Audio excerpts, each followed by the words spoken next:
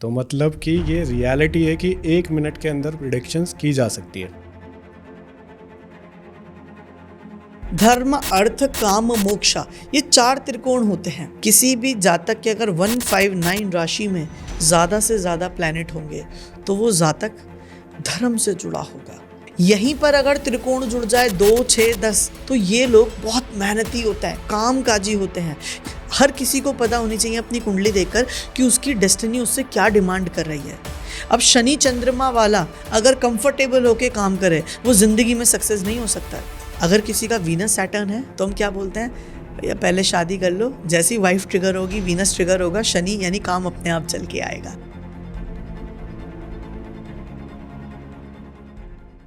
संस्कार ji, welcome back to the Pixel Talks. बहुत बहुत शुक्रिया। कैसे हैं सर आप? बहुत बढ़िया जी, आप लोग बताएं। बढ़िया सर, बढ़िया। पिछली बार जो आपने केपी एस्ट्रोलॉजी के बारे में जब लोगों को बताया, मुझे ऐसा लगता है कि सबको समझ आया, और हम दोनों को तो समझ आया, तो हम यही समझ सकते हैं कि सभी को समझ आ गया होगा। और इतना ईजिली आपने समझाया था, इतना ईजी कि मुझे ऐसा लगता है कि कोई अगर बिल्कुल फर्स्ट टाइम भी कर रहा होगा तो उसको भी समझ आ गया होगा। ये कहते हैं ना कि एक्सपीरियंस का एज से कुछ लेना देना नहीं होता। आप उसके परफेक्ट एग्जांपल है हमारे सामने, क्योंकि कुछ पॉडकास्ट पहले हमने BNN में 1 मिनट प्रेडिक्शन के ऊपर बात करी थी, तो वो काफ़ी एक्सपीरियंस्ड एंड काफ़ी एज में भी आपसे बड़े कह सकते हैं जी। तो हमें लगा कि ये चीज़ क्या सिर्फ एक्सपीरियंस से ही आ सकती है, या फिर जो यंग एस्ट्रोलॉजर्स हैं वो भी ये सारी चीज़ें कर सकते हैं। तो उसी को समझने आज हम बैठे हैं साथ में। बिल्कुल, क्योंकि BNN के बारे में जब सर ने बताना स्टार्ट किया था तो मतलब मुझे तो कुछ चीज़ें ऐसे लग रही थी कि सर सिर्फ ऐसे ही बोल रहे हैं।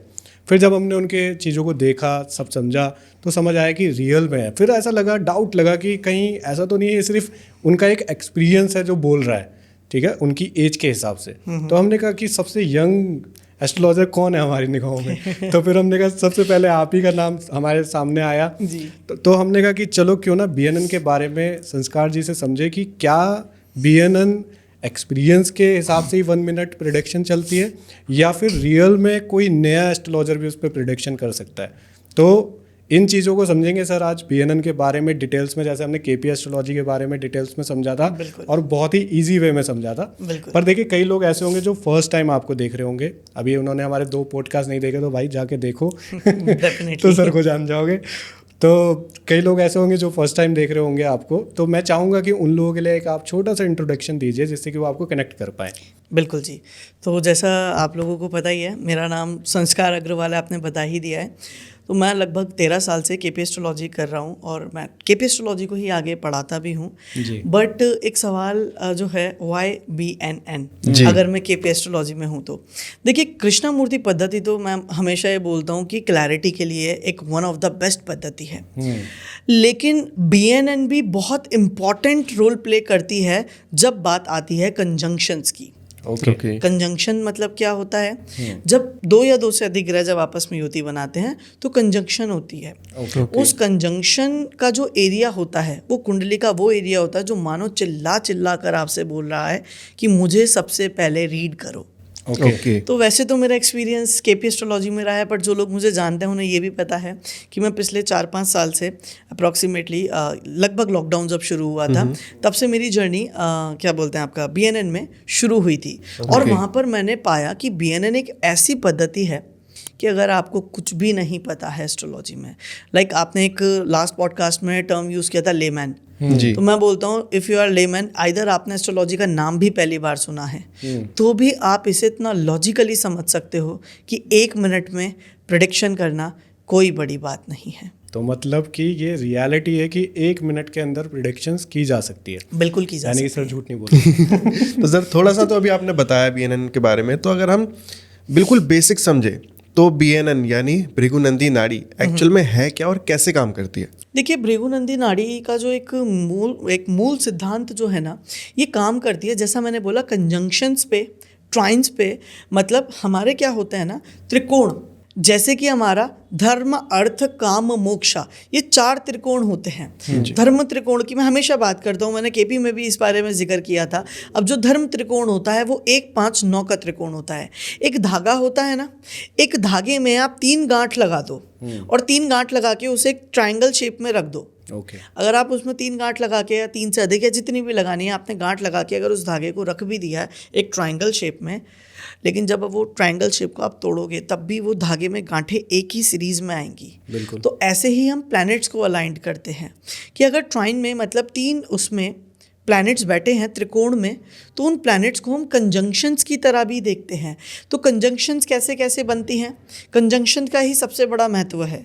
मैंने जैसा बोला 2 या 2 से अधिक ग्रह जब एक ही राशि में बैठ जाते हैं तो वो कुंडली का वो एरिया बन जाता है जो आपकी स्ट्रेंथ और आपकी वीकनेसेस बताता है। ओके एज वेल एज अगर मान लेते हैं किसी की कुंडली में कंजंक्शन नहीं हो रही है या फिर किसी का ट्राइम जैसे 159 धर्म त्रिकोण है, तो पहली राशि में सूर्य बैठ गया, 5वीं राशि में बृहस्पति बैठ गया और 9वीं राशि में राहु बैठ गया। ओके तो ये भी एक प्रकार की कंजंक्शन ही काउंट होगी क्योंकि वो सेम त्रिकोण में एक धागे की अलाइंड में बैठे हुए हैं। समझ लो एक धागा है जिसमें लटक के बैठे हुए हैं, तो वो धागा चाहे किसी भी शेप में हो पर है तो वो एक कंजंक्शन में।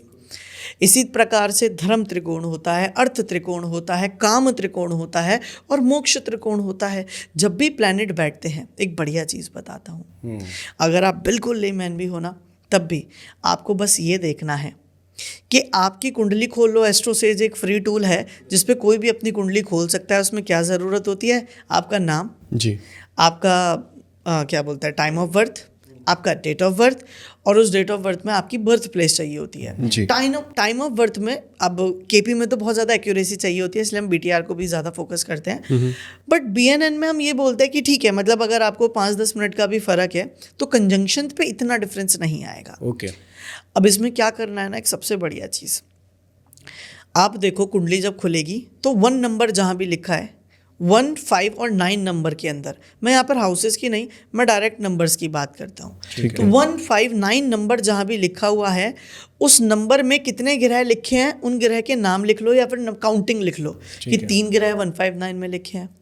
फिर आपने देखा 2, 6, 10 में कितने ग्रह लिखे हैं, तो 2, 6, 10 में टोटल आपने जो ग्रह देखे राहु केतु एक ही आएगा, मतलब कोई भी आ सकता है, राहु केतु सूर्य चंद्र मंगल बृहस्पति शुक्र व्हाटएवर, आप वहाँ के काउंटिंग लिख लो और वहाँ पे मान लो 2 ग्रह लिखे हुए हैं। फिर आपने देखा 3, 7, 11 जो कि त्रिकोण बनता है काम का, डिज़ायर्स का, है ना। तो वहाँ पर आपने देख लिया 3, 7, 11 में कितने प्लैनेट बैठे हैं, पता चला वहाँ पर भी आपके 3 प्लैनेट बैठ गए, है ना। आपने 3 लिख दिया या फिर आपके मान लेते हैं वहाँ पर 4 प्लैनेट बैठ गए, आपने 4 लिख दिया और 4, 8, 12 में कोई भी प्लैनेट नहीं बैठा हुआ क्योंकि 9 प्लैनेट हमारे कवर हो चुके हैं। ठीक है। तो अब यहाँ पर कमाल की बात यह है कि आप नोटिस करेंगे जातक के 3, 7, 11 में, अब मैं बता देता हूँ, किसी भी जातक के अगर 1, 5, 9 राशि में ज़्यादा से ज़्यादा प्लैनेट होंगे तो वो जातक धर्म से जुड़ा होगा। ओके। उसे पता होगा what is right for him, क्या सही है क्या गलत है, राइटनेस, धर्म से जुड़ा व्यक्ति होगा, स्पिरिचुअल पर्सन होगा, स्पिरिचुअलिटी की बातें करेगा। यहीं पर अगर त्रिकोण जुड़ जाए 2, 6, 10 यानी 2, 6, 10 वाली राशि में ज़्यादा प्लैनेट होंगे ना, तो ये लोग बहुत मेहनती होते हैं, कामकाजी होते हैं, ये वर्क को प्रायोरिटी सबसे ज़्यादा देते हैं। मतलब इस, क्योंकि क्या त्रिकोण है ये, धर्म के बाद अर्थ, अर्थ मतलब आर्थिक व्यवस्था, या फिर हम बोल सकते हैं what is the purpose of your life. तो जो पर्पस यानी पैसा कमाना, मेहनत करना, तो ये लोग बड़े मेहनती होते हैं, वर्कोहोलिक होते हैं। ओके। ठीक है, जॉब में, प्रोफेशन में बहुत एक्टिव होते हैं। यहीं पर अगर 3, 7, 11 त्रिकोण में ज़्यादा से ज़्यादा प्लैनेट बैठ जाएं तो ऐसे लोग ना अपनी कामनाएं लेकर पैदा हुए हैं। ऐसे लोगों की कामनाएं बहुत होती हैं, डिज़ायर्स बहुत होते हैं, अच्छे बिजनेसमैन भी होते हैं ये लोग। ओके। यानी जहाँ ज़्यादा प्लैनेट बैठे हैं वो कुंडली का एरिया ज़्यादा प्रमोट हो जाता है। और अगर 4, 8, 12 में बैठ गए, जितने भी बड़े बड़े आज तक संत हुए हैं, आप नोटिस करेंगे 4, 8, 12 ये जो त्रिकोण है ये मोक्ष का त्रिकोण है। अगर यहाँ ग्रह ज़्यादा बैठ जाते हैं ना तो इंसान की जो जर्नी है ना वो मोक्ष की तरफ बढ़ जाती है, इंसान मोक्ष प्राप्ति की तरफ बढ़ता है। आपने जितने भी बड़े बड़े संत हुए जो भी, उनके 4, 8, 12 राशि में सबसे ज़्यादा ग्रह बैठे हुए मिलते हैं। ये एक बहुत सिंपल तरीका है, इसे देखने में मुझे नहीं लगता 1 मिनट से ज़्यादा लगेगा किस राशि में कितने प्लैनेट बैठे हैं। ये तो एक तरीका है, ना जाने कितने तरीके ऐसे इस पद्धति के अंदर छुपे हैं। तो सर जैसे अभी आप बता रहे थे तो मुझे एक माइंड में मेरे क्वेश्चन आया कि जैसे हम 1 मिनट प्रिडिक्शन की बात कर रहे हैं अभी कि क्या ये रियल भी है या फेक है। तो अगर जैसे आपने केपी में तो बताया था कि कुंडली की भी ज़रूरत नहीं है, अब आप बता रहे हैं कि 1 मिनट के अंदर हम सारी चीज़ों को जान सकते हैं कुंडली को देख करके।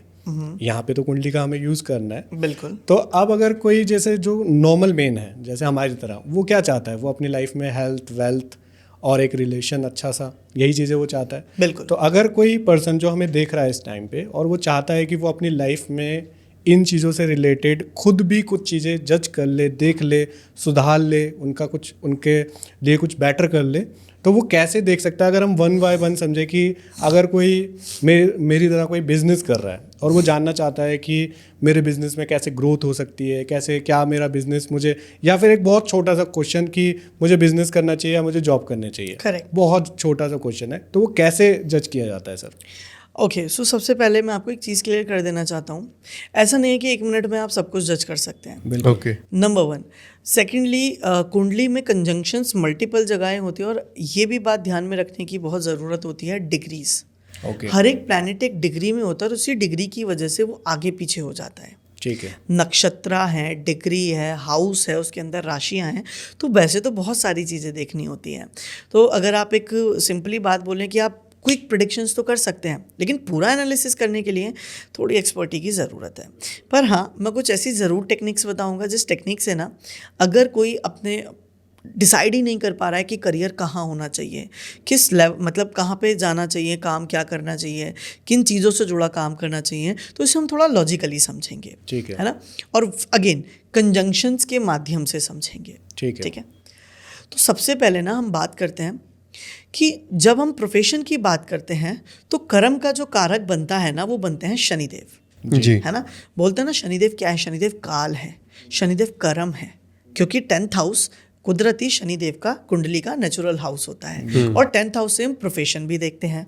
तो शनि का लिंकेज, शनिदेव का लिंकेज डायरेक्टली प्रोफेशन से बन जाता है। अब क्योंकि शनिदेव प्रोफेशन को दिखाते हैं, तो शनि के पास एक स्ट्रेंथ आ गई। शनि जिस भी ग्रह के साथ एसोसिएट होगा, उस प्लैनेट की एनर्जीज को वो डाइवर्सिफाई करता है आपके प्रोफेशन में। ओके। एग्जाम्पल के तौर पे चलो शुरू करते हैं प्रॉपर एक एक प्लैनेट की कंजक्शन के साथ। हाँ, इट विल बी ये ज़्यादा मोर better इजी, है। बिल्कुल। है ना। जो बिल्कुल नया है उसे बस ये देखना है, 2 चीज़ों का ध्यान रखना है। सबसे पहले तो उसको देखना है कुंडली में शनि कहाँ बैठा हुआ है। ठीक है। और मान लो शनि 1 नंबर की राशि में, 2 नंबर की राशि में, 3 नंबर की राशि में, 4 नंबर की राशि में, तो आप अभी करने से पहले त्रिकोण लिख लो। 1, 5, 9 एक त्रिकोण होता है धर्म का। 2, 6, 10 एक त्रिकोण होता है अर्थ का। ओके। 3, 7, 11 एक त्रिकोण होता है कामनाओं का। और 4, 8, 12 एक त्रिकोण होता है मोक्ष का। ओके। ठीक है, तो इस त्रिकोण से ही हमें देखते जाना है। अब कई बार ऐसा भी होगा ना कि किसी की कुंडली में पता चला शनि अकेला बैठा हुआ है, किसी ग्रह के साथ नहीं बैठा, तो इसीलिए एक्सप्लेनेशन ज़रूरी है ताकि सामने वाले को समझ में आए। मान लेते हैं किसी का शनि 12वीं राशि में बैठा है, तो वो किस त्रिकोण से कनेक्ट हुआ? 4, 8, 12 से। आपने सबसे पहले देखना है कि शनि अकेला बैठा है या किसी के साथ बैठा है। अगर किसी के साथ बैठा है तो फिर 4, 8, 12 पे डायरेक्ट नहीं जाएंगे। ओके। लेट्स सपोज 12वीं राशि में ही शनि भी बैठा है और सूर्य भी बैठा है। लेट्स सपोज, तो जब ये राशियां होती है ना, जब 12वीं राशि में शनि और सूर्य दोनों बैठ गए, तो आप देखो डिग्री किसकी ज़्यादा है। लेट्स सपोज शनि 3 डिग्री का है और सूर्य 15 डिग्री का है, तो आपको पता चलेगा शनि सूर्य को चेज कर रहा है, उसके पीछे जा रहा है, सूर्य आगे निकल रहा है। यानी आज प्रोफेशन किसको चेज करेगा? सूर्य की आर्टिकल्स को। ओके। ऐसे हमें देखना होता है। इवन अभी मैं बोलूँगा बहुत ज़्यादा डिग्री में ना जाएं, तो आप सिर्फ कंजक्शंस हाँ, को समझिए। बहुत ज़्यादा फिर लोगों के लिए कॉम्प्लिकेटेड होता चला जाएगा। तो डिग्री पे भी नहीं जाना, सिर्फ कंजक्शंस को समझनी है। तो भाई या तो सूर्य, या तो आपका शनि सूर्य के साथ बैठा हुआ है 12वीं राशि में, नहीं तो हो सकता है कि 4थी राशि या 12वीं राशि में, 8वीं राशि में सूर्य बैठे हों, तो भी वो कंजक्शन हो गया। ठीक है। ओके। क्लियर है ये? 4, 8, 12 में देख लिया, यानी कि इन तीनों में से कहीं या फिर साथ में, या तो फिर वो साथ में, सेम ही है। तो ये सेम तरीके से रिएक्ट करेगा। ओके। अब देखो शनि है मेहनत, मेहनत तो है, लेकिन सूर्य क्या है? सूर्य आपको दर्शाता है नेम एंड फेम। सूर्य किसका कारक है? पिता का कारक है। सूर्य किसका कारक है? सूर्य जनरली हमारी बॉडी में हीलिंग का कारक है। क्यों? क्योंकि जब सूर्योदय होता है तो सूर्य की जो किरणें पृथ्वी पर पड़ती हैं उससे जो पेड़ पौधे अपना खाना बनाते हैं, फोटोसिंथेसिस, ऐसे ही जब हमारे शरीर में बनती हैं तो पड़ती हैं तो हमारे शरीर में विटामिन डी की फुलफिलमेंट होती है, जिससे डाइजेस्टिव जूसेस प्रॉपर काम करते हैं, जिसकी वजह से हीलिंग प्रोसेस इंप्रूव हो जाता है। और जितने भी वाइट ब्लड सेल्स, सफ़ेद रक्त कोशिकाएं जो हम बोलते हैं, वो सब सूर्य के अधिकार में ही आती है। तो पर्सन अगर अपना प्रोफेशन बनाना चाहे तो वो हो सकता है अपना प्रोफेशन किसी हीलिंग डिपार्टमेंट में बनाए। सूर्य गवर्नमेंट को दिखाता है, that could be a very good government job officer, government job में हो सकता है पर्सन अपना जो प्रोफेशन है वो इलेक्ट्रॉनिकल्स में बना सकता है, इलेक्ट्रॉनिकल आइटम्स में बना सकता है। क्योंकि इलेक्ट्रॉनिकल को क्यों सूर्य से जोड़ा गया? क्योंकि इलेक्ट्रॉनिकल आइटम्स एनर्जी से चलते हैं, सन इज ऑल्सो एनर्जी, बिल्कुल, राइट। तो इलेक्ट्रॉनिकल आइटम्स का बिजनेस कर सकता है, व्यापार कर सकता है, व्यवसाय कर सकता है, जॉब कर सकता है। अगर इंजीनियर बनना है, इलेक्ट्रिकल इंजीनियर बन जाए। गवर्नमेंट जॉब की प्रिपरेशन कर रहा है, it is a good symptom कि जहाँ तक मेहनत करके, इजी देखो कभी किसी को कुछ नहीं मिला, पर मेहनत करे तो गवर्नमेंट जॉब को भी अचीव कर सकता है। ये सन एंड सैटर्न की कंजक्शन बताती है। ओके। अब दूसरे तरीके से अगर हम देखें ना, तो अगर मैं सूर्य को पकड़ूं, सूर्य पिता है और शनि डिलेज। पिता के जीवन में बहुत डिले रहे होंगे, पिता के लाइफ में बहुत ऑब्स्टेकल्स रहे होंगे, पिता की लाइफ में बड़ी परेशानियां रही होंगी। जिसका शनि सूर्य साथ बैठा होगा वो ये चीज़ अपने उसमें सबसे ज़्यादा ऑब्जर्व करेगा। ओके। पर लोग पता है क्या बोल के डरा देते हैं, कुंडली में शनि सूर्य एक साथ हैं और आपके साथ तो ये दोनों तो बाप बेटे हैं, इनकी आपस में बनती नहीं है और ये तो बहुत बेकार योग हो गया, अब तो आपकी ज़िंदगी व्यर्थ है। 50,000 की पूजा करा लो। 50,000 की पूजा करवा लो। अब थोड़े पंडित जी अपडेट हो चुके हैं। अच्छा। तो वो क्या करते हैं, 50,000 ना लेके ऑनलाइन पूजा करवाते हैं, है ना। 15,000 लेके 50 लोगों की करवा देते हैं। अच्छा। ठीक है, ऐसे डरा के। बट सत्य ये है, मैं आपको एक छोटा सा एक्सपीरियंस शेयर करता हूँ इसी कंजक्शन पे। मेरा जो ऑफिस है उसके जो मेरे ऑफिस के जो लैंडलॉर्ड हैं, तो उन्होंने बताया कि उनके फूफा जी हैं वो एक एस्ट्रोलॉजर हैं। अच्छा। और किसी अच्छे प्लेटफॉर्म पे हैं और बहुत अच्छा चार्ज करते हैं। ओके। बट वो मेरे पास आके बैठे, यार मुझे एस्ट्रोलॉजी से डर लगने लगा। मैंने कहा क्यों? क्योंकि मेरे फूफा जी ने मुझे बता दिया सूर्य शनि 12वें घर में है और आपके साथ ये हो जाएगा, आपके साथ वो हो जाएगा, जब दशा आएगी इतना बुरा हो जाएगा, उतना बुरा हो जाएगा। मैंने कहा अच्छा। मैंने कहा जब आपकी उनकी सूर्य की दशा से गुजर रहे थे तो मैंने बोला जब सूर्य की दशा आई होगी तो ये कैसी दशा थी आपकी? बोले बहुत बढ़िया दशा थी। मैंने कहा इस बात से ये पता चलता है आपके पिता से संबंध बहुत अच्छे हैं। कहते हैं हाँ, मेरे पिता थोड़े हेल्थ वाइज डिस्टर्ब्ड हैं बट उसके बावजूद मैं हमेशा सपोर्ट करता हूँ। मैंने कहा यही है एस्ट्रोलॉजी। कंजंक्शंस को आप किस तरीके से कर्मों से बदल सकते हैं। सूर्य शनि खराब नहीं है, वो एक पोटेंशियल। मैंने क्या बोला था, ग्रह जब कंजंक्शन में होते हैं तो वो वीकनेस और पोटेंशियल दोनों देते हैं। बिल्कुल। तो आपके ऊपर है ना, आप उसे वीकनेस की तरह ले रहे हो या पोटेंशियल की तरह ले रहे हो। कर्म से बड़ा कोई उपाय नहीं है। तो पिता से अच्छे से बना के रखो, एक्सीलेंट है। जो भी प्रोफेशन में जातक होते हैं जिनके शनि सूर्य की कंजंक्शन होती है, ये एक अच्छे टीम लीडर होते हैं, अच्छे मैनेजर होते हैं। इन लोगों की डेस्टिनी है टॉप पर जाना। पता है गलती कहाँ आती है? हम एस्ट्रोलॉजी को ना भविष्यवाणी की तरह देखते हैं। एस्ट्रोलॉजी नहीं है। एस्ट्रोलॉजी खाली भविष्यवाणी नहीं, मैं हमेशा बोलता हूँ it's about to predict someone, to counselling someone. अब मेरे पास कोई आके ये पूछेगा ना मुझे जॉब करनी चाहिए, व्यवसाय करना चाहिए और किसी का शनि सूर्य का कंजंक्शन है, तो मैं उससे पहले ही पूछूंगा तेरा मन क्या है। वो मुझसे बोलेगा मेरा मन जॉब का है, तो मैं बोलूँगा भाई जॉब ऐसी पकड़ियो जिसमें अथॉरिटी हो, जॉब ऐसी पकड़ियो जिसमें गवर्नमेंट इन्वॉल्व हो, या तो गवर्नमेंट ऑफिसर बन जा। बोले नहीं मुझे गवर्नमेंट नहीं करनी, तो मैं क्या बोलूँगा, अथॉरिटिव वाली जॉब। अगर कुछ कोर्स करना है तो ऐसा कोर्स जो मैनेजमेंट स्किल सिखाता हो, क्योंकि यही आपकी डेस्टिनी है, टॉप पर जाना अपने प्रोफेशन में। तो कैसे जाओगे आप? इस तरीके से करोगे। और कोई मुझसे आके बोले मुझे तो व्यवसाय करना है, तो मैं उसको क्या बोलूँगा, इलेक्ट्रॉनिक्स का व्यवसाय कर लो, गवर्नमेंट टेंडर्स का ऐसा कुछ बिजनेस करो जिसमें गवर्नमेंट टेंडर फाइल करो। आपको नहीं मिलेगा तो किसे मिलेगा? गवर्नमेंट टेंडर्स लग सकते हैं, ठीक है। इलेक्ट्रॉनिक्स का बिजनेस कर सकते हैं, पिता के साथ मिलकर व्यापार कर सकते हैं। हमें बस उसकी ऊर्जा को इस्तेमाल करना है। डजेंट मैटर हम नौकरी कर रहे हैं या व्यवसाय, क्योंकि नौकरी करने वाले भी करोड़पति हैं, व्यवसाय करने वाले भी करोड़पति हैं। नौकरी करने वाले भी परेशान हैं और व्यवसाय करने वाले भी परेशान हैं। ये भी बिल्कुल सही। शायद अभी आप लोग इस चीज़ को और अच्छे से रिलेट कर सकते हैं, ठीक है। बिल्कुल। तो चेंजेस जब आते हैं तो दोनों ही जगह चैलेंजेस आते हैं। तो आपको बहुत वाइजली काउंसलिंग करनी है, सामने वाले को बताना है उसका कर्म क्या है, वो कैसे टॉप पर पहुंच सकता है। यही कंजंक्शन को अगर मैं मान लूँ शनि शुक्र की हो जाती, excellent conjunction, but it depends. Shani क्या है, काम है, शुक्र क्या है, लग्जरी। अब ऐसे लोग अगर फील्ड वर्क करेंगे तो जिंदगी में कभी सफल नहीं हो सकते। अच्छा, क्यों? क्योंकि शुक्र क्या बोलता है, भैया आराम से चेयर पे बैठो और काम कैसा करो, ऐसा काम करो जहां दूसरों से काम करवा रहे हो। एचआर का जितनी लग्जरी व्यापार में लिया होगे या जितनी लग्जरी जॉब में लिया होगे, जितने कंफर्टेबल होके काम करोगे, उतने एक्सीलेंट काम करोगे। ऐसे लोगों को हम पता है क्या बोलते हैं, they are brilliant with their brains, है ना, क्योंकि इन्हें दिमाग से काम करना है, इन्हें मेहनत का काम नहीं करना है। और ये लोग मेहनत के काम में करते हैं, फिर प्रॉब्लम्स आती हैं।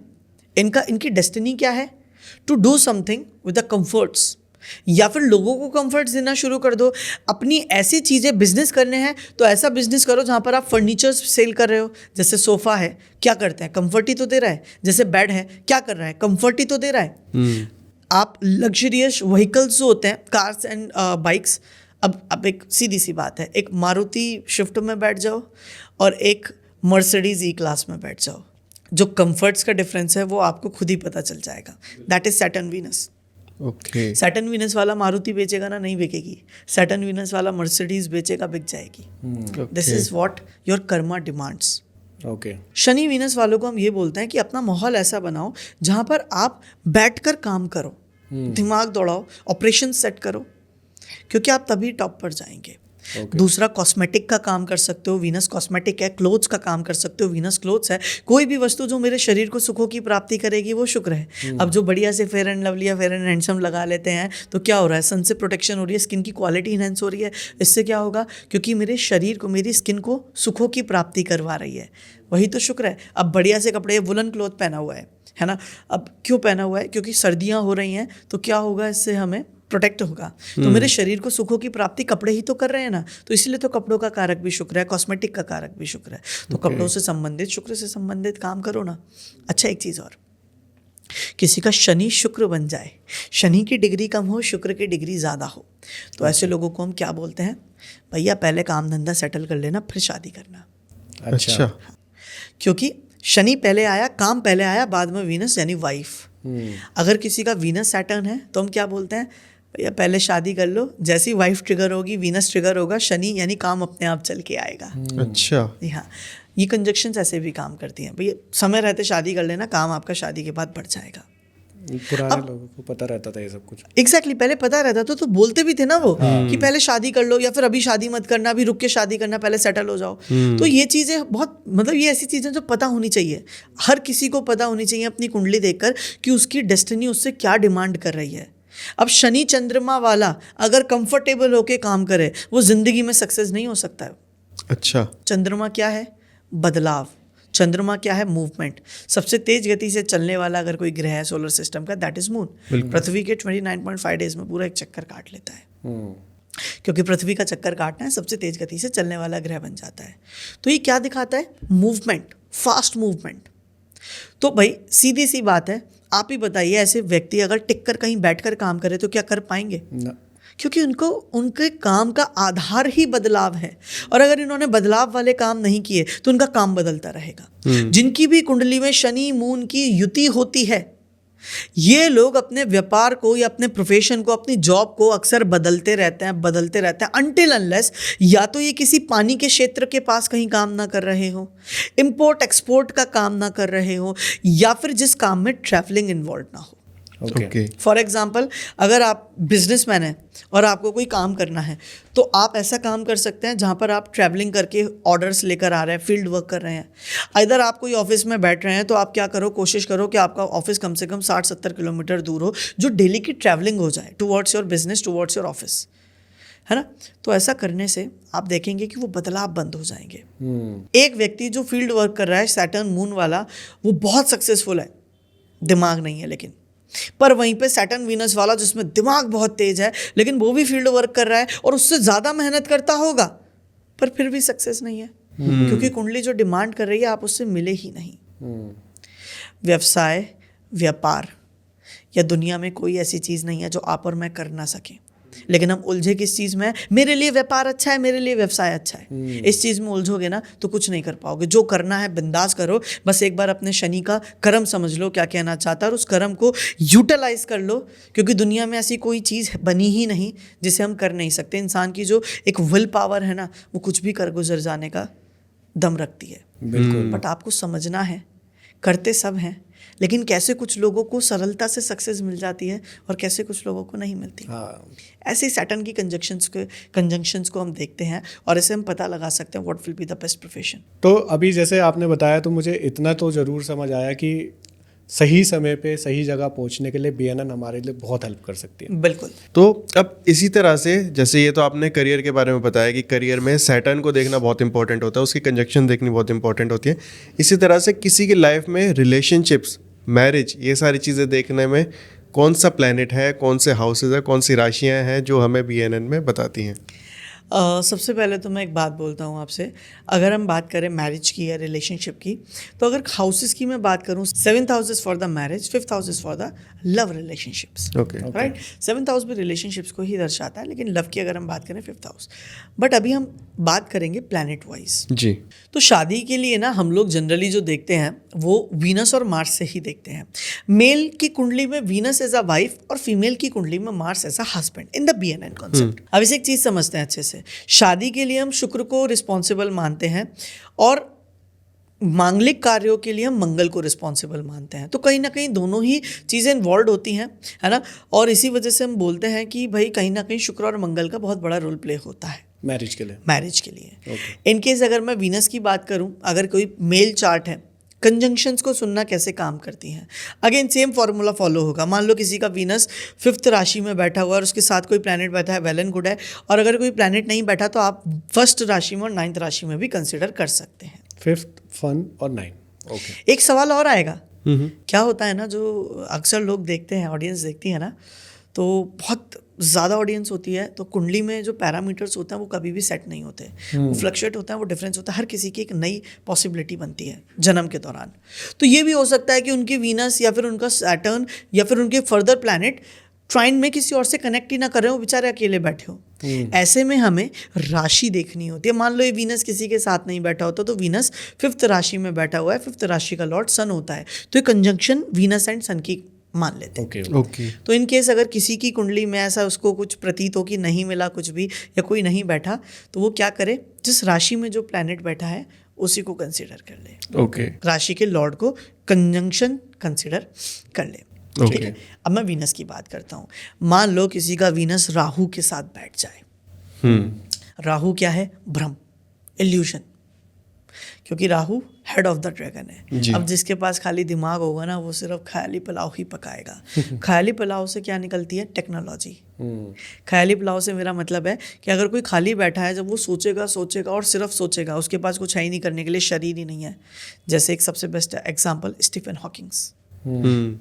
दिमाग था, किस लेवल के साइंटिस्ट थे, बॉडी काम नहीं करती थी। तो इसीलिए राहु को हम इल्यूजन बोलते हैं, राहु को लेटेस्ट टेक्नोलॉजी बोलते हैं। अब किसी का वीनस राहु इकट्ठा बैठ गया ना, तो एक बढ़िया सी बात बताता हूँ आपको। ऐसे अगर मेल चार्ट में बैठा है तो ऐसे में जातक की लाइफ में, मैरिज लाइफ में बड़ी प्रॉब्लम आ जाती है। अच्छा। क्यों? क्योंकि Venus and Rahu, Venus wife है और राहु क्या है? राहु है आपकी लेटेस्ट टेक्नोलॉजी, शोबाजी। जातक को पता है कैसी वाइफ चाहिए? एकदम टिप टू टॉप रहने वाली, एकदम बढ़िया सी, फैशनेबल। और उसे वैसी वाइफ मिली नहीं, वाइफ मिल गई केतु वाली, स्वीट एंड सिंपल। वो बोलेगा नहीं यार, नहीं चाहिए। क्यों?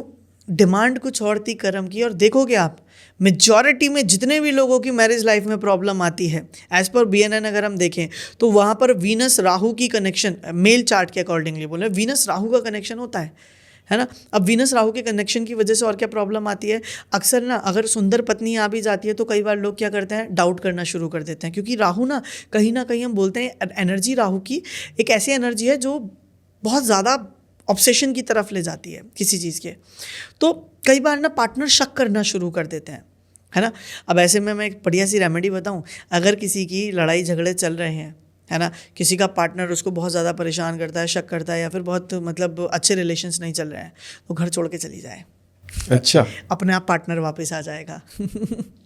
घर छोड़ के कुछ टाइम के लिए अलग कुछ टाइम के लिए, Okay. ठीक है, या घर छोड़ के ना जाए तो कुछ टाइम के लिए बोलना बंद कर दो, अपना पार्टनर लाइन पे आ जाएगा, है ना। अच्छा। क्योंकि एनर्जीज ऐसी है ना कि वो फिर से वो चीज करवाएंगी और फिर से मतलब जैसे चीजें ठीक हो जाएंगी और वापस से वो चीज शुरू हो कहीं जाएगी। अभी पति बाहर आके हल्ला मचाने लग जाए, मेरी पत्नी को भेज दिया, मेरी पत्नी को भेज दिया। नहीं नहीं, ये सब नहीं, मतलब एक जनरली मैं हाँ, मैं खैर ये समझ गया मजाक की बात कि- है कि एनर्जी कैसे काम कर रही है, मैं ये बताना चाह रहा हूँ। खैर मजाक की बात है, कोई सच में ना भाग जाए हैं बाद नहीं, में इसलिए बोले- मैं क्लियर कर रहा हूँ हाँ। कि आप मतलब छोड़ के जाने का मतलब ये कि कुछ दिन के लिए आप अपने घर चले जाइए, Exactly. या फिर कुछ दिन आप बात मत कीजिए। Exactly. तो इस तरीके से एग्जैक्टली वो एनर्जी को टाइम दे दो हील होने के हाँ। लिए। तो वीनस राहु में प्रॉब्लम आती है। ऐसे ही मार्स राहु हो जाए, कैसा पति चाहिए था, एकदम दबंग टाइप का, मस्त टाइप का, एकदम फैशनेबल, जो दुनिया घूमे दुनिया घुमाए, एकदम फर्स्ट क्लास, लेकिन कैसा पति मिल गया, एकदम सीधा सक्कड़।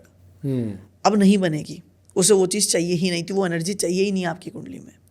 वहाँ पर क्या होगा, मैरिज में इश्यूज, या फिर वाइफ पति पे शक करना शुरू कर देती है, इसका एक्स्ट्रा मैरिटल अफेयर तो नहीं है, इसका कहीं चक्कर तो नहीं चल रहा है, मुझ पे ध्यान नहीं देता, ऐसा तो नहीं कि कोई एक्स्ट्रा अफेयर चल रहा है। क्यों, वो तो सीधा है ना, उसे नहीं देना ध्यान। वो मतलब जैसा वो ऐसा व्यक्ति हो जाएगा कि जैसा है ठीक है। अगर ये उल्टा होता है ना तो प्रॉब्लम्स आती है मैरिज लाइफ में।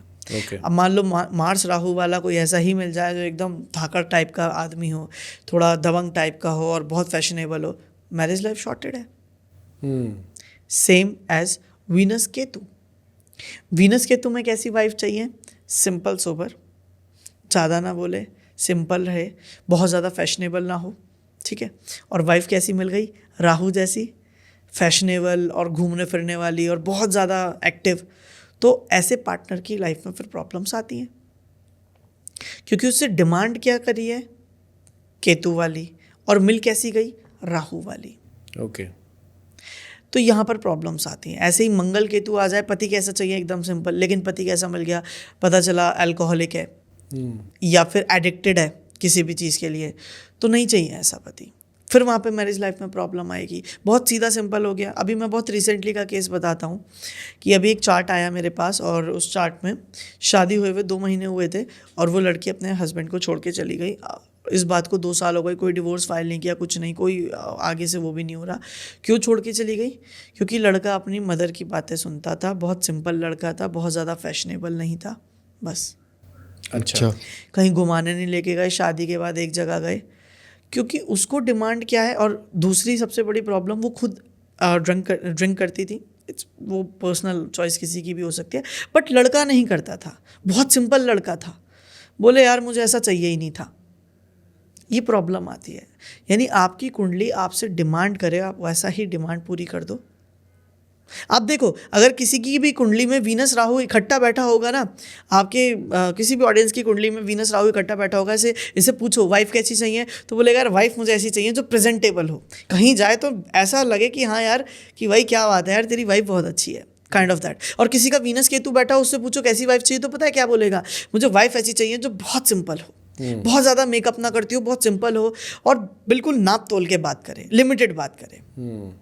भले ही कितने अच्छे पोस्ट पे हो, लेकिन उसे पता हो बात कैसे करनी है, रिस्पेक्टफुल हो। तो सर देखिए, आप जो जिस तरीके से बता रहे हैं, और मैं ये बोलूँ कि मेरा भी मन कर गया अभी तो BNN सीखने का, कि भाई अगर इतनी एक्यूरेट चीज़ इतनी जल्दी हम पता कर सकते हैं तो वो कैसे पता कर, मतलब इसके लिए मुझे क्या करना होगा। तो अगर कोई BNN सीखना चाहता है, बिल्कुल न्यू है, बिगनर है, तो क्या उसके स्टेप होंगे जिसको वो फॉलो करके BNN सीख सकता है? तो देखिए, एक बात बताता हूँ मैं आपको, अगर BNN सीखना है, समझना है ना, तो वैसे तो बहुत सारे लोग हैं जो BNN पढ़ाते हैं, बट अगर आपको खुद से भी सीखना है, एक सिंपल सी कोई भी किताब ले आओ अच्छी, और उस किताब के अंदर बस 3 चीज़ें देखो।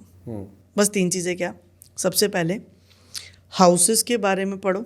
जैसे कुंडली का पहला घर आपका नेतृत्व करता है, कुंडली का दूसरा घर आपकी वाणी का, आपकी फैमिली का। मैंने हमेशा बोलता हूँ, कोई भी ऐसी चीज़ जो संचित हो रही है वो कुंडली का दूसरा घर है ना। तो आपने कुछ भी संचित किया, आप जो बोल रहे हो संचित करके ही तो बोल रहे हो, है ना। तो कुंडली का दूसरा घर हो गया, मतलब आपको डिटेल्ड पता होनी चाहिए। बिल्कुल, सारे 12 के 12 क्या? 12 के 12 घर क्या हैं। एग्जाम्पल के तौर पे तीसरा घर पड़ोस को दिखाता है। अब पॉसिबिलिटीज प्रोबेबिलिटीज आप कब बनाना सीखेंगे? ऐसे ही क्या करो, 12 घरों के बारे में लिख लो, 12 राशियों की एक नोटबुक मेंटेन करो, 12 घरों की एक नोटबुक मेंटेन करो जिसमें 12 राशियों के कैरेक्टर्स लिखे हैं, और एक नोटबुक मेंटेन करो जिसमें 9 प्लैनेट्स लिखे हैं। ओके। बीएनएन पढ़ रहे हो तो जो बुक लेकर आओ वो विद रिस्पेक्टिव तो बीएनएन ही होनी चाहिए, क्योंकि ऐसा नहीं होना चाहिए कि कल को आपने पता चला कोई रैंडम बुक खरीद ली और उसमें तो जुपिटर को पति का कारक माना गया था लेकिन बीएनएन में मंगल को पति का कारक माना गया है, और यू विल गेट कंफ्यूज, बोले यार ये क्या बात हुई, है ना। तो ये नहीं करना है आपको। हर एक पद्धति अपने नियमों के अनुसार बनाई जाती है। ओके। तो हर किसी के जो है ना वो नियम थोड़े डिफरेंट हो सकते हैं, पर सच बात यह है हर किसी पद्धति का एक ही काम है, आपको सही सलाह देना जिससे आपके जीवन में आप वो प्राप्त कर सकें जिसकी आप कल्पना करते थे। ओके। तो ये 3 नोटबुक बनाने से पता है क्या होगा। अब आपने कभी बचपन में कोई ऐसे गेम्स खेले होंगे ना, कभी बचपन में नोटबुक से हम क्रिकेट खेलते थे, तो बीच में से कोई पेज निकाला, उस पेज में जो नंबर आया वो हो गया, फिर कोई निकाला 6 आया, 4 आया, तो हम उसको ऐड करते करते जब 0 आया तो आउट हो गए, है ना। तो करते थे। तो कुछ ऐसा ही है, कोई भी एक नोटबुक खोलो रैंडमली, उसमें मान लो छठा घर आया निकल के, या लेट्स सपोज थर्ड हाउस बात करें, थर्ड हाउस निकल के आया, थर्ड हाउस नेबर को दिखाता है। आपने दूसरी नोटबुक खोली, उसमें जो नंबर आया वो नंबर आया 2 नंबर। एग्जाम्पल के मैं सिर्फ ये बता रहा हूँ आप लर्निंग को एंजॉय कैसे कर सकते हो। This is what I am trying to say. मैं ये नहीं बोल रहा हूँ कि यही एक ऑथेंटिक वे है, लेकिन आप इसको एंजॉय करोगे। वहाँ पर दूसरे में मान लो 2 नंबर राशि आई, तो आप एज्यूम करो कि अब तीसरे घर में 2 नंबर की राशि पड़ी हुई है। आपने तीसरा जैसी पन्ना खोला प्लैनेट्स का, तीसरी नोटबुक खोली और उसमें शनि आ गया। आप क्या प्रेडिक्ट करोगे? आप इसको अलाइन करो। तीसरा घर पड़ोस का है, दूसरी राशि खाने की है, और शनि वेस्टेज को दिखाता है। अब ये तीनों को अलाइन कर दो, आपका पड़ोसी खाना वेस्ट करता होगा।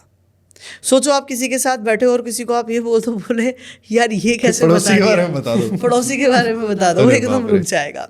ऐसे ही प्रोबेबिलिटी ये भी बन सकती है, तीसरा घर हो, चौथी राशि हो, शनि बैठ जाए, फिर आप क्या बोल सकते हो, आपके पड़ोस में कोई खराब गाड़ी खड़ी होगी। 4th राशि व्हीकल को दिखाता है, या फिर आपके पड़ोस में कोई खंडर घर होगा। अच्छा। तो आप इससे एंडलेस पॉसिबिलिटीज बना सकते हैं। अब जैसे कि मैंने बोला हर एक घर के अंदर 12 राशियां आ सकती हैं, और हर घर के अंदर 12 राशियां आएंगी तो 12 घरों के अंदर टोटल 144 राशियां आएंगी। बिल्कुल। इसी प्रकार हर घर के अंदर 9 ग्रह आ सकते हैं। तो अगर मैं 12 के 9 से मल्टीप्लाई करूंगा तो 108 प्लैनेट हो गए। बिल्कुल सही। ठीक है। अब इसी प्रकार हर एक घर के अंदर 12 राशि प्लस 1 प्लैनेट आ सकता है। तो उसका अगर हम कैलकुलेशन करेंगे तो कितना चला जाएगा प्रोबेबिलिटी से? 1296। तो 1296, तो यानी 1296 प्रेडिक्शंस। ये अगर हर घर से आप अकेले बैठकर खुद को चैलेंज देकर सिर्फ और सिर्फ 10 प्रेडिक्शंस भी निकाल लो, कोई बड़ी बात नहीं है। सिर्फ सोचो सोचो सोचो, देखो उस चार्ट को एनालाइज करो और पॉसिबिलिटीज को एनालाइज करो। 4th हाउस में शनि बैठा है, चौथी राशि में बैठा है, तो घर के आसपास कहीं ना कहीं कोई खंडर, या फिर घर के आसपास, क्योंकि 4th हाउस घर को भी दिखाता है ना। तो 4th हाउस में 3rd राशि बैठ गई, 3rd राशि भी नेबर को दिखाती है ना। तो जब आप ये लिखोगे ना तो आपके पास सिस्टम होगा और आप खुद क्रिएट कर पाओगे पॉसिबिलिटीज। खाली 10 प्रेडिक्शंस भी हर घर से निकाल दी ना, तो कितना आपका आंसर आया था? 1296। 1296 की 10 से मल्टीप्लाई कर दो, 12,000 से ज़्यादा प्रेडिक्शन एट प्रेजेंट आपके सामने होंगी जब भी आपको एक नया चार्ट देखोगे। यानी एक नई पॉसिबिलिटी के साथ एक नई प्रेडिक्शन आप क्रिएट करना सीख जाओगे। और फिर यहाँ पर पार्ट आता है आपके इंट्यूशंस का। ओके। जब आप समय के साथ बोलते हो ना, तो समय के साथ कुछ नहीं बदलता, आपकी इंट्यूशंस एनहेंस हो जाती हैं। समय के साथ भविष्यवाणी करना नहीं आता है, समय के साथ काउंसलिंग करना आ जाता है।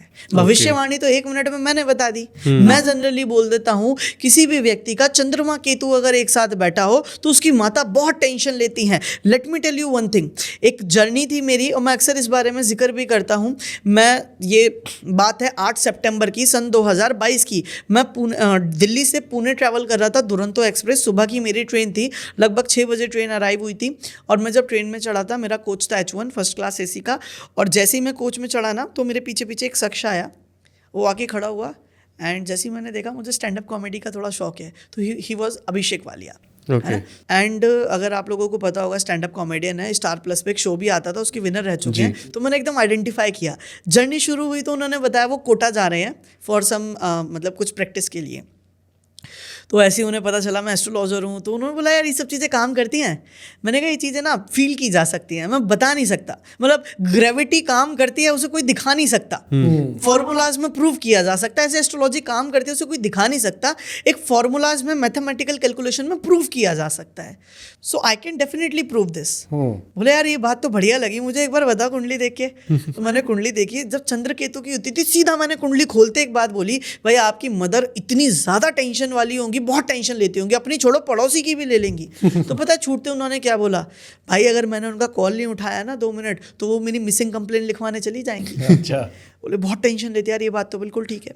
सेकेंडली मून केतु है ना, मून क्या है, माता है, केतु क्या है, टेंशन है, माता टेंशन लेगी।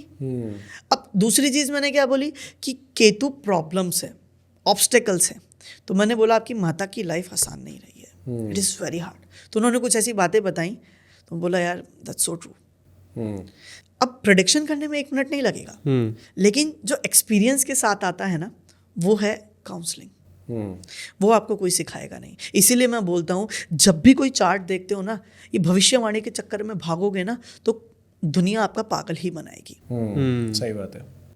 नग नगीनों से कुछ नहीं होता, पूजा पाठ देखो अब ये कलयुग है, पूजा पाठ से कुछ नहीं होता मैं ये नहीं बोलूँगा। पूजा पाठ तो भैया ऐसी, यज्ञ तो ऐसी चीज़ थी जिससे श्री राम जी की उत्पत्ति हुई है, तो आप और मैं चीज़ क्या है, तो मैं ये नहीं बोलता, बट अब कलयुग है। अब अगर मैं बोलूँ आपसे कि आप रोज़ सुबह उठकर हवन करो तो आपके लिए भी इम्पॉसिबल है। बिल्कुल सही है ना। तो इसीलिए मैं बोलता हूँ कर्म से बड़ा कोई प्रधान नहीं, हाँ कर्म और सोच से बड़ा कोई प्रधान नहीं। तो इसीलिए हम समय के साथ जो लाते हैं वो है किसी को काउंसलिंग कैसे करनी, और यही फ़र्क है एक बेसिक और एक बेस्ट एस्ट्रोलॉजर के बीच का डिफरेंस। हाउ टू काउंसिल, सलाह कैसे देनी है, गाइडेंस कैसे देनी है, कैसे जो भी वो व्यक्ति कर रहा है। अगर कोई व्यक्ति 15 साल से एक प्रोफेशन में है तो उससे कोई अगर ये बोलता है ना आप ये छोड़कर ये कर लो, वो एस्ट्रोलॉजर या तो नया नया बना एस्ट्रोलॉजर है, उसने एस्ट्रोलॉजी समझी ही नहीं है अपने एक्सपीरियंस से। बिल्कुल। अगर कोई मेरे पास आए या किसी अच्छे एस्ट्रोलॉजर के पास जाए तो पता है उससे क्या बोलेगा, आप यही काम करो पर इसमें ये जोड़ दो। मतलब कोई बिल्डर है और उसको अध्यात्म दिखता है और वो 15 साल से अगर बिल्डिंग की लाइन में है तो अब उससे ये नहीं बोलना अध्यात्म में आ जाओ, बोलेगा भाई मैंने 15 साल यही किया है, मुझे तो यही आता है, अब बताओ। तो मैं क्या बोलूँगा, अध्यात्म जोड़ो, यानी अगर बिल्डिंग बनानी है तो कहीं मंदिर के पास या कोई आध्यात्मिक प्लेस पे, अदरवाइज बिल्डिंग बनाने से पहले एक मंदिर स्थापित करो। बस इतना ही करना है। उसका प्रोफेशन जो रुक रहा था वो रुकावटें खत्म। This is how astrology works. और BNN बहुत हेल्पफुल है इन चीज़ों में to understand the right karma. तो मतलब आपने पूरे अच्छे तरीके से इसको प्रूफ कर दिया कि 1 मिनट प्रेडिक्शंस जो हमने पहले भी समझी थी वो रियल है। क्यों खोल के रख दिया उसको। पर बहुत मज़ा आया सर, और काफ़ी मुझे ऐसा लगता है कि इस बार हमने काफ़ी सारी चीज़ें बहुत कुछ डिस्कस किया है, और मुझे लगता है कि ऑडियंस को भी सुनने में बहुत मज़ा आया होगा और कई सारी चीज़ें उनकी क्लियर भी हो गई होगी, समझ भी आ गई होगी। क्यों, सही बात। जब आपने स्टार्ट किया था तब मेरे को लग रहा था यार इतनी सारी टेक्निकल बातें आपने बतानी स्टार्ट कर दी, इससे कैसे कोई 1 मिनट प्रेडिक्शन करेगा। बट पॉडकास्ट के एंड तक आते आते चीज़ें इतनी सिंपल हो गई, इतने आसान से समझ आई कि मुझे लग रहा है अभी घर जाके मैं भी कुछ ना कुछ कर ही लूँगा। बिल्कुल। तो thank you once again sir. Thank you so much for coming on the show. Thank you so much.